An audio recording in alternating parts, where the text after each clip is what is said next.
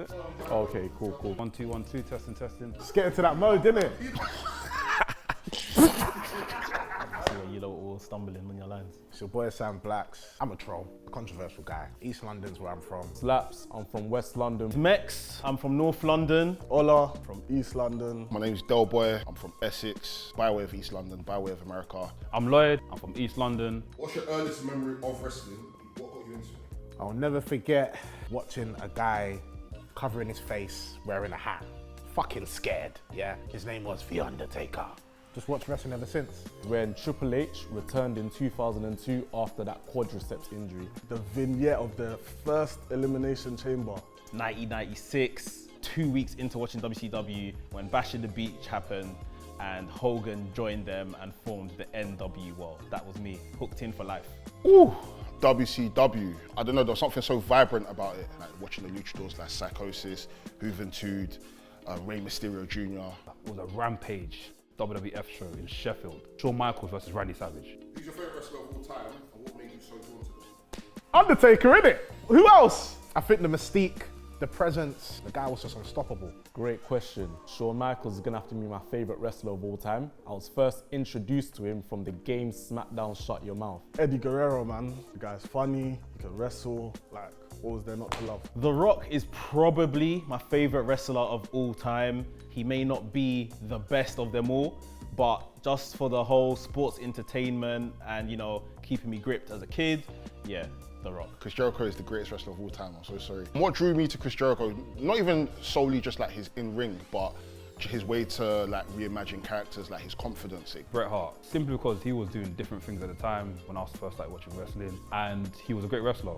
No one was touching Bret Hart. No one is touching Bret Hart to this day. One word to describe wrestling and why. Amazing. Life changer. Brotherhood. Community. Revolutionary. Energetic. When you watch the episodes, when you listen to the podcast, you feel the energy, the passion, the love. I'm amongst some brothers that I can genuinely talk about wrestling. Me and Dog go as far back as 10 years from now. It's crazy. Sam as well. Also meeting people along the way like Mex, Ola, Laps. It's nice, man. I've met some brothers for life.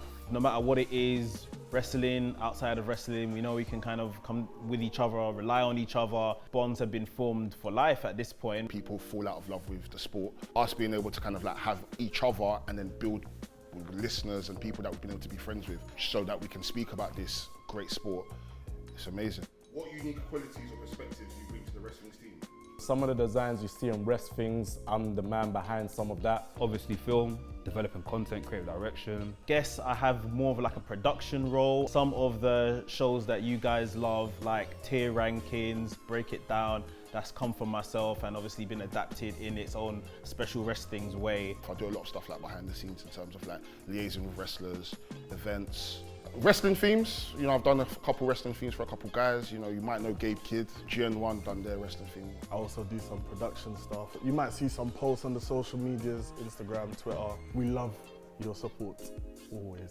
I see myself a bit more maybe analytical at times. I like to kind of always draw it back to fact. I like to say controversial things. I say the things which people don't want to say, but I'll be the guy to say it. I bring the jokes. I try to make people laugh. I know a lot, I'm quite knowledgeable. I like to debate. I love that I can be myself. Getting to see the boys every week and discuss wrestling. It's not something that happens all the time. Growing up, couldn't discuss wrestling with any of your friends. But when you're surrounded by the Mandem and they all watch wrestling, it's a different feeling, bro. We're gonna be huge! Epic picket! We're going global, international, network, brand deals. To the moon. I see ourselves being bigger than what we are now. I think it's just a case of just us just building and expanding. We are a bunch of black boys, black men from inner city London. The voices of wrestling are usually middle-aged white men. And there's nothing wrong with that, but I feel we've carved our own niche. We are very prideful in things like production and, you know, making sure we're giving wrestling content in a different way than what's already out there.